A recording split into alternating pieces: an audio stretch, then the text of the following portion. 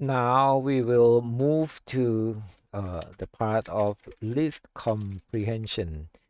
That is very important mechanisms of the list.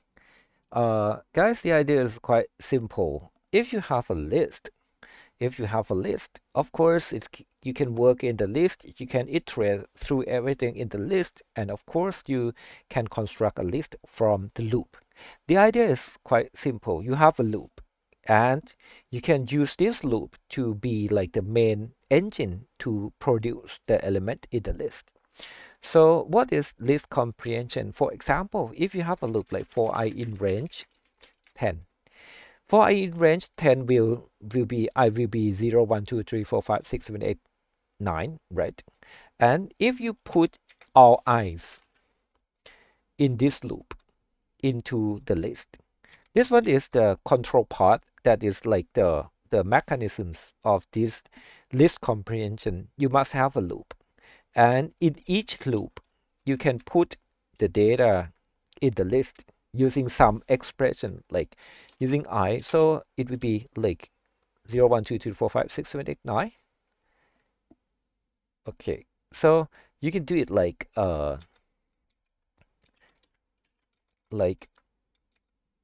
not I, but this time will be I times 2.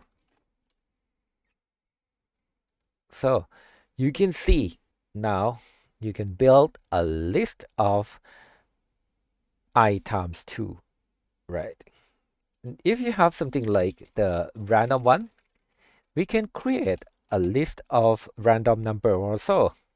For example, we will use the for I in range. For example, I have 20 number, but this time for each iteration, I won't put I in the list, but this time I will use the random.random.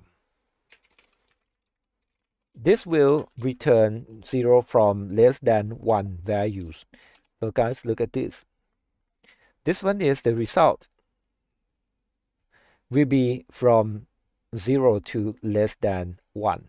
So if you want the integer that range from 0 to, for example, less than 100, you can times it by, sorry, you can times it, okay, by 100. So the values will be 0 from less than 100.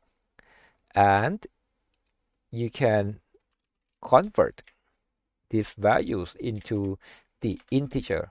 So it is easy, right? Now you can create a list of random number using the list comprehension. Very easy, right? Okay, so you can do a lot of things after this. Once you know that, you can create a list using the list comprehension. Um, and you can provide some condition also. You can provide some condition also. For example, I would like to get all numbers start from 0 to 100, but I want to get the data that can be divided by 3. Only the number that can be divided by 3 will be inserted here. So you can add the condition in your list comprehension like this.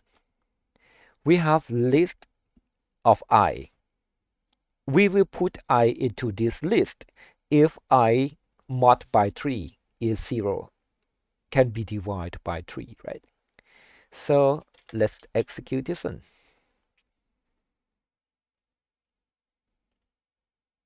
Okay.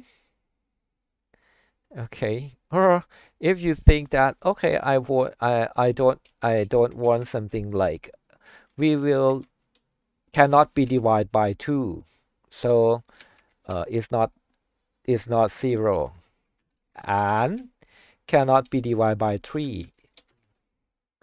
So your list here, oh, sorry I use some the and one in Java or in Pandas also. So I'm very sorry. So it cannot be divided by 2, cannot be divided by 3, and for example, cannot be divided by uh 5, 7,